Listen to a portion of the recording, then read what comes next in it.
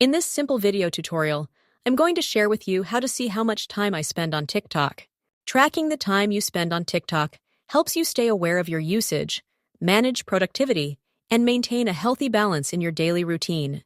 Excessive screen time can interfere with important tasks, impact mental well-being, and even disrupt sleep. To see your TikTok screen time, simply head to TikTok. On your profile page, tap onto these three lines and select Settings and Privacy. You want to navigate onto the option of Screen Time. Here you will see a summary of your screen time by graph. It indicates different time frames. You can see time spent during day and time spent on TikTok at night. You can also tap right here to see screen time of different weeks. Well, that's how easy it is to see your TikTok screen time.